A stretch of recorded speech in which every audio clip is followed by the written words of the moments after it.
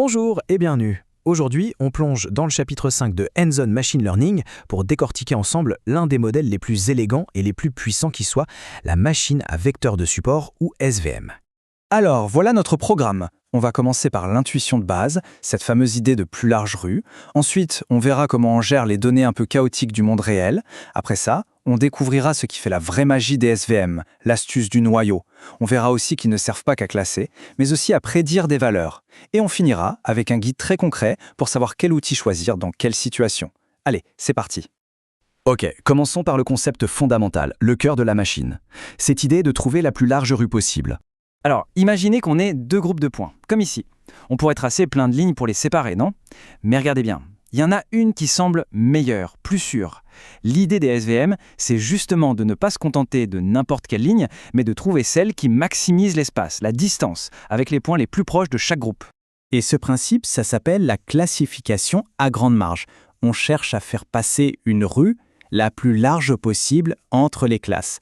La ligne au milieu, c'est notre frontière de décision. C'est cette grande marge qui rend le modèle super robuste et efficace pour généraliser sur des données qu'il n'a jamais vues. Mais ce qui est vraiment fascinant, c'est que cette frontière n'est pas définie par tous les points, non. Elle ne dépend que de quelques points bien précis, ceux qui sont juste sur le bord de la rue. Et c'est eux qu'on appelle les vecteurs de support. C'est eux qui soutiennent toute la structure. Concrètement, ça veut dire quoi? Eh bien, ça veut dire que si on ajoute plein d'autres points loin de la frontière, ça ne changera absolument rien. Le modèle s'en fiche. Tout ce qui compte, ce sont ces quelques points critiques sur le bord. C'est ça qui rend les SVM si efficaces. Attention, un point crucial. Les SVM sont très sensibles à l'échelle des données. Regardez à gauche, si une caractéristique a des valeurs beaucoup plus grandes qu'une autre, elle va complètement dominer le calcul de la plus large rue et le résultat sera mauvais. Par contre, une fois qu'on met tout à la même échelle, comme à droite, le SVM peut enfin trouver la frontière optimale. C'est une étape de pré-traitement qu'il ne faut jamais oublier. Bon, cette idée de marche parfaite, c'est super sur le papier. Mais dans la vraie vie, les données sont rarement aussi bien séparées. Que se passe-t-il quand ça devient un peu plus le bazar? Voilà le problème. Parfois, un point se retrouve dans la marge, ou même carrément de l'autre côté de la frontière. Avec l'approche rigide qu'on vient de voir, qu'on appelle la marge dure, c'est tout simplement impossible. Le modèle ne trouverait pas de solution. Il faut donc un peu plus de flexibilité. Et cette flexibilité, c'est la classification à marge souple. L'idée est de trouver le meilleur compromis possible.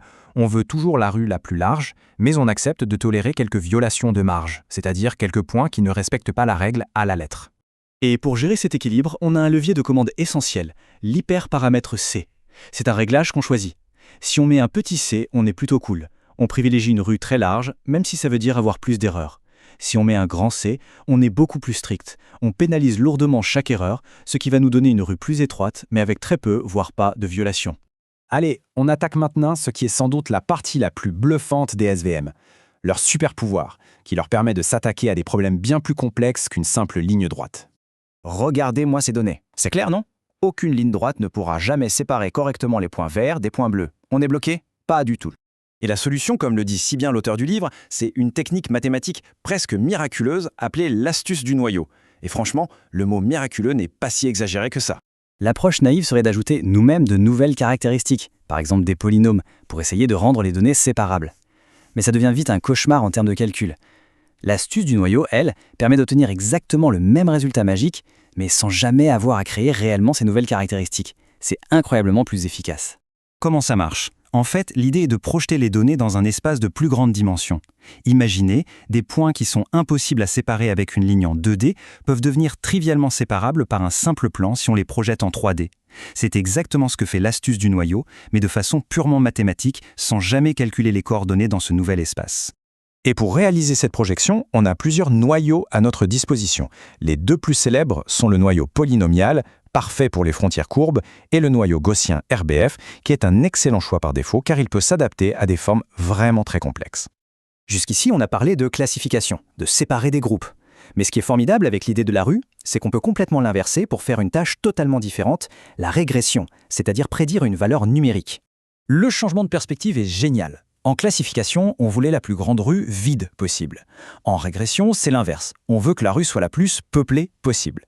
L'objectif est de faire passer la ligne de telle sorte qu'un maximum de points de données se trouvent à l'intérieur de la rue. Et la largeur de cette rue, on la contrôle aussi, mais avec un autre hyperparamètre qui s'appelle epsilon. Un petit epsilon veut dire qu'on veut une rue très étroite, on est donc très exigeant. Un epsilon plus grand nous donne une rue plus large, plus tolérante. Et ça nous amène à une propriété clé, le modèle est dit epsilon insensible. Qu'est-ce que ça veut dire? Tout simplement que tant qu'un point de données est à l'intérieur de la rue, le modèle considère que l'erreur est nulle, il s'en fiche. Il ne commence à s'inquiéter et à s'ajuster que pour les points qui sortent de la rue. C'est une super façon d'éviter de surapprendre les petites fluctuations du bruit dans les données. Ok, on a fait un bon tour de la théorie. Maintenant, la question qui tue. En pratique, dans une bibliothèque comme scikit-learn, quelle classe on utilise et à quel moment? Alors, le choix va surtout dépendre de la taille de notre jeu de données et de sa complexité. Pour faire simple, si on a un très grand nombre de données et qu'on pense qu'un séparateur linéaire suffit, linéaire SVC est le champion, il est ultra rapide. Si les données sont complexes, non linéaires et de taille petite à moyenne, alors SVC est notre meilleur ami car il nous donne accès à l'astuce du noyau. Enfin, pour les cas vraiment extrêmes avec des datasets gigantesques qui ne tiennent même pas en mémoire, on peut se tourner vers des alternatives comme SGD classifieur. Et voilà, pour terminer, une petite énigme pratique. Imaginez que votre modèle SVM soit trop simple, qu'il sous-ajuste. En se basant sur ce qu'on a vu, comment faudrait-il jouer avec les hyperparamètres C et gamma pour le rendre plus flexible, plus complexe et lui permettre de mieux coller aux données? Savoir répondre à cette question, c'est vraiment le signe qu'on a commencé à maîtriser la puissance des SVM en pratique.